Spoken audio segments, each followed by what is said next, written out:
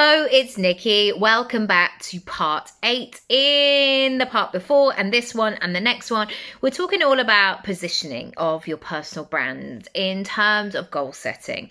So when I talk about positioning, I'm talking about your messaging, your ideal clients, your digital disco, aka your online presence, social media, content, what happens when somebody Googles you, what people get a sense of when they see your lovely face pop up. So we're exploring that today. The next thing I want to talk about is how to find who you really are on the internet. And I have definitely changed my relationship with this since I've been online for all of these years. And certainly I talk about the dressing gown years, you know, those 7 years where I had 2 kids that didn't sleep. They basically tag team. I had my son and he didn't sleep for 3.5 years. And then I had my daughter when he was, I think we got like 3 months of sleeping in between, but I was pregnant. So, I mean, yeah, it was all a lot. So that meant that I did a lot of video content in a dressing gown with a baby, you know, being at home, no makeup on, hair everywhere, because that was the only way I could build my business. And I think pre-COVID, it was much more relaxed in that way. And certainly through COVID, everyone was like in their pajamas. People hadn't dyed their hair. I don't dye my hair. This is my hair. But it was much more casual. And as I've got older, not only do I not really want to share my children, I don't share their faces online anymore. I don't want to share myself without a bra on. Not willingly, you know. I mean, I always had a top on, but that sense of I just don't want to show that really like in bed version of myself anymore. I just want to put those kind of boundaries in. However, that equally doesn't mean that I want to step into business lady attire. You know, when people go on The Apprentice and suddenly, you know, you see these men in suits and they're running around and they're winning the task. And yet these women, they have to do this kind of glamorous thing with these huge Louboutins and skirts that they can't run in, even though they've got to sell, you know, 120 burgers by the end of the day, whatever it is. And so I have sat with this sense of like, what is my identity online? And I think where I've landed, and I'm sharing this because I would love you to think about it too, is it's always on a spectrum. It's ultimately me all the time, but sometimes I am a more like public version of me. And of course, like when I'm at home with the kids, like I'm not in a white show home, clearly, where everything is perfect and I'm in work mode. Like I'm there in my dressing gown and my slippers and my hair in a top knot. But I don't want to be that in my work life. Also, I always think about like people who have always had in-person jobs. They'd never, ever consider going to work in their office in their dressing gown. So when I have that thought, I'm like, oh yeah, that's actually not how I want to present myself, because I don't feel like dressing gown vibes is the best version of myself. I mean, it feels great. It feels lovely. But I want to like wash my hair and put some makeup on. That's just me personally. So I guess this for you is like, what do you want to do? What do you want to do this year? Number 5, I would love you to explore this as I have done. What is the content that you are sharing? What are the stories that you're sharing? What are the concepts that you are breaking down? And in a world where it can be tempting to play it safe and just do what everybody else is doing, I want you to think about things differently. So how can you break down these concepts differently? How can you make them more personal? How can you make them more specific? How can you make them more connective? How can you make them more holistic?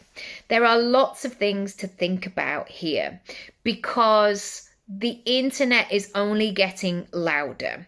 And in this time where even sometimes I'll send videos to my partner and he's like, I've got my cozy trousers on. Even though when I say to but on the top, no dressing gown. Even though I send things to my partner, he's like, that's AI. It's not a clever shot. It's AI. And I just always feel so disappointed. And so that being said, many of us are looking for that personalization. And in order to have that personalization, you need to bring more of you.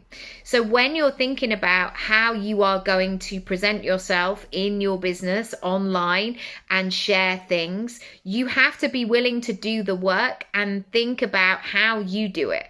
We're not looking for a copy and paste formula here. I know it's easier to do that, but you have to do the inner work around it. The next one, I want you to, this has been interesting. What does it mean for you to be a disruptor?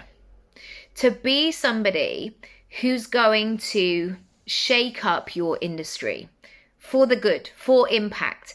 And I think sometimes when we hear the word disruptor, we associate it with negative connotations. Like this person is going to come along and destroy and mess things up and do things so differently that nobody's going to like it. And for the most part, I don't think we are thinking in that way. For the most part, when I speak to business owners, when I speak to clients, we are always looking for how we can improve things, how we can bring something new and fresh to the table. What can we say that most people are not?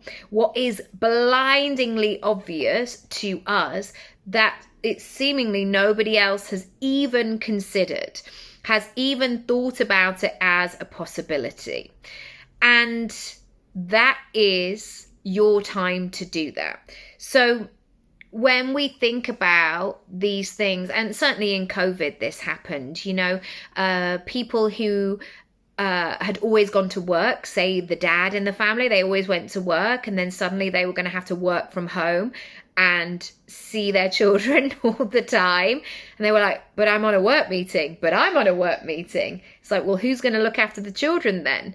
And there was this disruptive energy where everybody got to see how the world was operating, the parts of society that were working really well and we should just carry on as normal, and the parts that absolutely weren't. And I think that lots of industries go through different phases, different seasons, different trends. And I always think there's room for somebody else to come into this conversation, because sometimes we are only seeing the loudest voices. We are only seeing the people who speak up, the people who are visible. And there are so many other people behind the scenes. I think there was this thing, especially in female entrepreneurship, everybody seemingly was blonde. They had big hair, big shoes, big wardrobes, a private jet. Well, there are so many different ways to be a female entrepreneur, to have your own business. And I always say to my clients, you can make money in Dubai or in dungarees. Honestly, the way that we can all do this is so varied.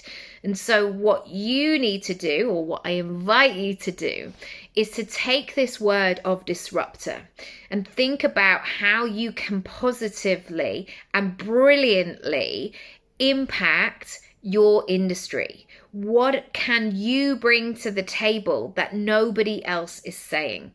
And sometimes you might have to go through that season where nobody's listening, where nobody really gets it. Like when I used to tell people I had a portfolio career, I wouldn't have said that I was growing a personal brand at 18 because I didn't have the vocabulary for that, even though that's absolutely what I was doing. People do that like, but you're a jack of all trades, master of none. And now it is like the place to be, because lots of jobs do not have that security that they once had. So I want you to think about this in terms of your disrupting, and check out your digital disco down below for the details, and I'll see you in the next part.